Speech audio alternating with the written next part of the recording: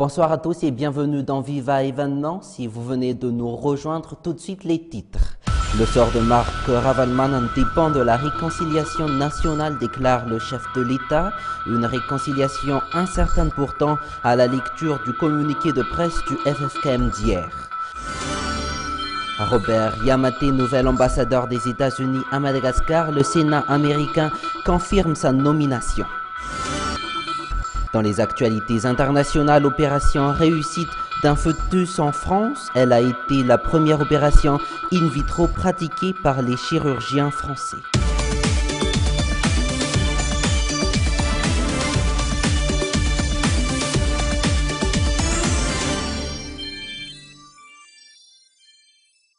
Le sort de Marc Ravalman dépendra de la réconciliation nationale. C'est la déclaration du chef de l'État qui est de retour de Sydney où il a participé au congrès mondial des parcs et à Radio Normapian face à la presse. Je vous propose de l'écouter. En tant qu'un État de droit, Madagascar marche dans la loi. Chacun doit suivre la loi, des lois qui sont déjà prescrites. Le débat est ouvert pour tout le monde. La réconciliation est ouverte pour tous ceux qui veulent vraiment établir le Fampiavanan. D'ailleurs, c'est la seule issue face à la situation. Chacun doit donc accepter ce fait afin que tout le monde se mette sur une même ligne.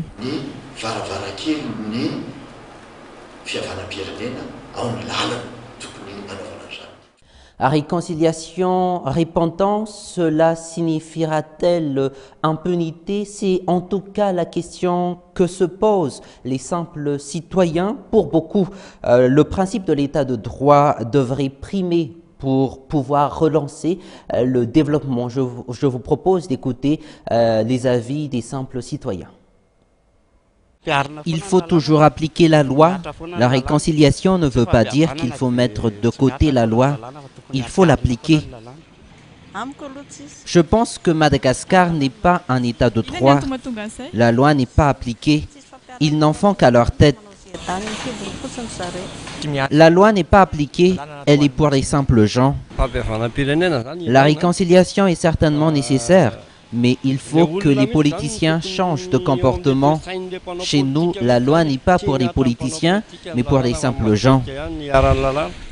Pari difficile d'un sommet à 5 titres, les quotidiens de ce jour en parlant de la réconciliation menée par le FFKM. Hier, les chefs d'église rapportaient à la presse la résolution des 3 jours de réunion de préparation à laquelle participaient 3 représentants des 4 anciens chefs d'État et ainsi que celui du président de la République. Tovo Rakunjavoun sur les images d'Yves Janel nous en donne plus de détails. Des chefs d'église confiants, entourés par les parties prenantes à la réunion préparatoire, annoncent la première grande étape du processus de réconciliation nationale qu'ils mènent. Une rencontre des chefs d'État. Nous, les 4 chefs de la FFKM, on prend la responsabilité d'emmener les 4 anciens chefs de gouvernement à la réconciliation nationale. Un processus qui se heurte pourtant aux conditions des uns et des autres. Dans son communiqué synthétisant la rencontre de 3 jours, le FFKM fait état de 3 grandes conditions, toutes des points de divergence. D'abord, le retour sans condition de Marc Ravalman à Faravouj, demandé par ses représentants. Le refus de l'équipe de Radio Normapian de se soumettre à l'aveu et à la repentance demandée par le FFKM, ainsi que la requête des représentants d'Anjarazuil, celle de faire passer avant tout la justice.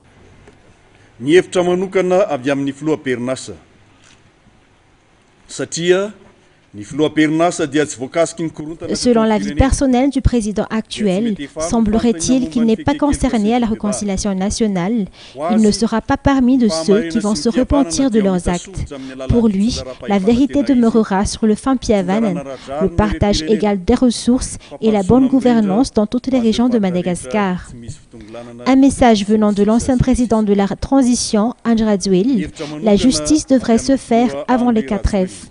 Pour la mouvance Ravalman, l'ancien président Marc Ravalman doit être rendu à sa famille.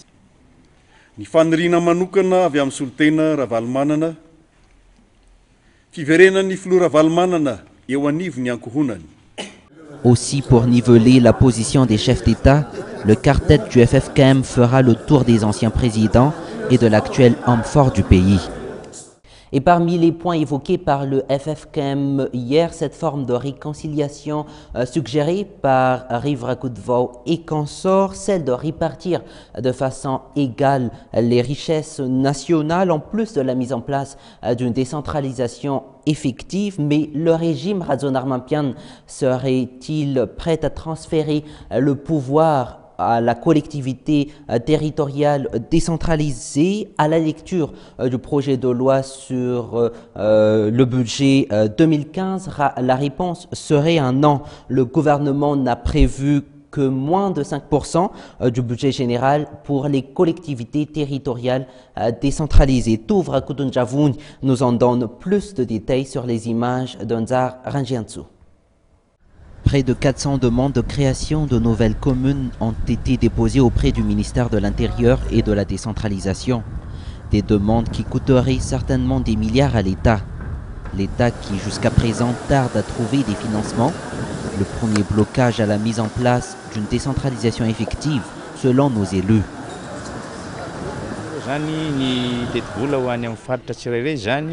On peut très bien numériser le budget pour chaque région, mais en sachant que les aides budgétaires des bailleurs de fonds ne sont pas encore effectifs, on ne peut donc donner un chiffre exact au budget de la décentralisation.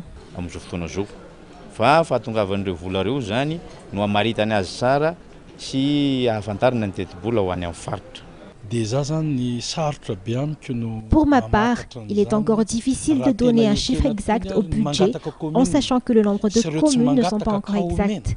Comment on pourrait chiffrer le budget idéal vu que les 400 communes ne sont pas vraiment établies?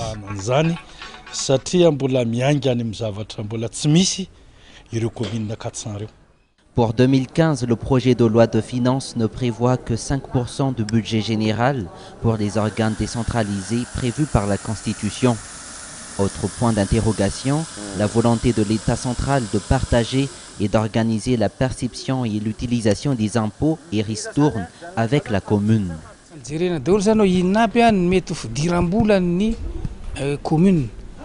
Le problème des communes réside encore sur de nombreux faits afin que le maire pourrait effectuer la décentralisation. Mis à part les impôts sur le marché, c'est donc dans le devoir de la commune de créer des activités afin de faire rentrer de l'argent à la commune. Et pourtant, hier, devant le FFKM, les bras droits des Razon Armampian déclarent vouloir procéder à une réconciliation nationale en répartissant les richesses nationales et en mettant en place une décentralisation effective. Une contradiction flagrante, indigne aux yeux des simples citoyens.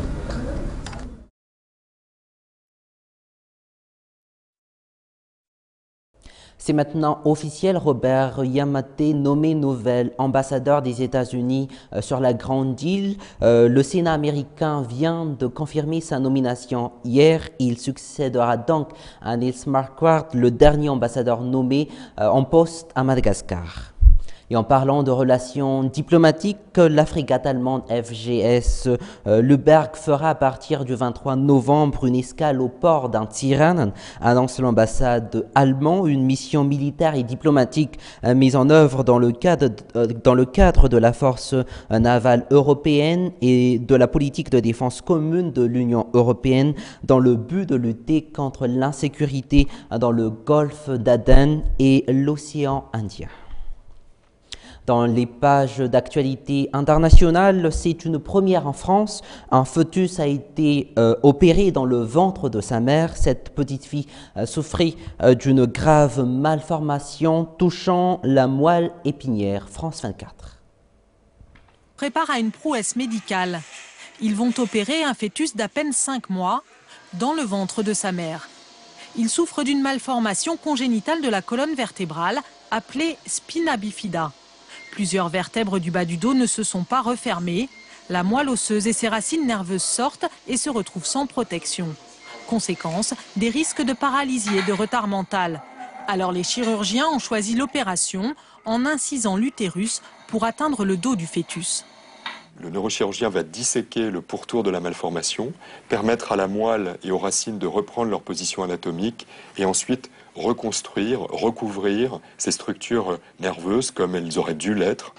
2 heures de microchirurgie, puis la grossesse sous surveillance s'est poursuivie normalement. La petite fille est née par césarienne à 8 mois. L'intervention a permis de protéger son cerveau, mais elle risque quand même de conserver un handicap moteur. Cette opération est déjà pratiquée aux États-Unis. Ce bébé, qui risquait d'être lourdement handicapé, a été opéré in utero. Le voici devant sa console de jeu, 7 ans plus tard.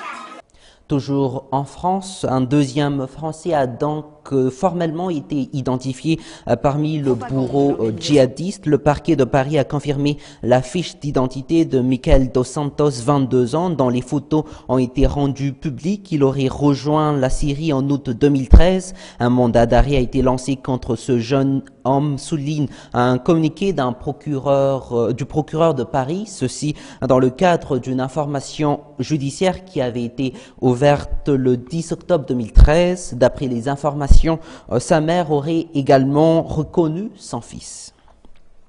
Direction maintenant le Burkina Faso. Isaac Zida, nommé Premier ministre, il devrait d'ici peu former son gouvernement, un gouvernement qui aurait comme tâche de mener le Burkina Faso vers une élection d'ici 1 an. Isaac Zida appelle la communauté internationale, et je cite, à accompagner son gouvernement. Mais au sein de la population, ce lieutenant-colonel ne fait pas l'unanimité. Toujours avec France 24.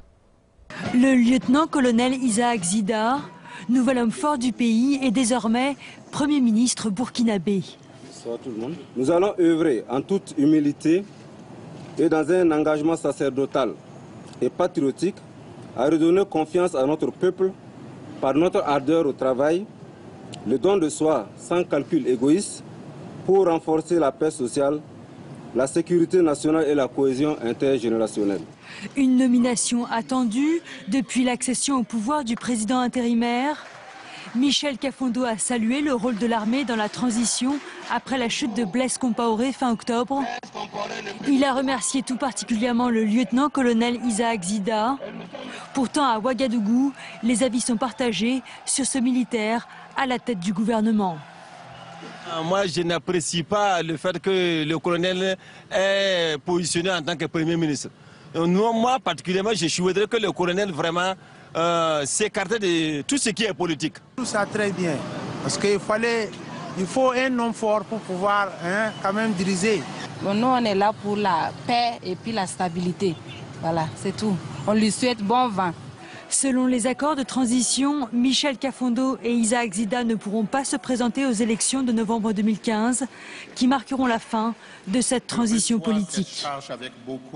Prochain rendez-vous demain. Excellente soirée en compagnie de Viva. Au revoir.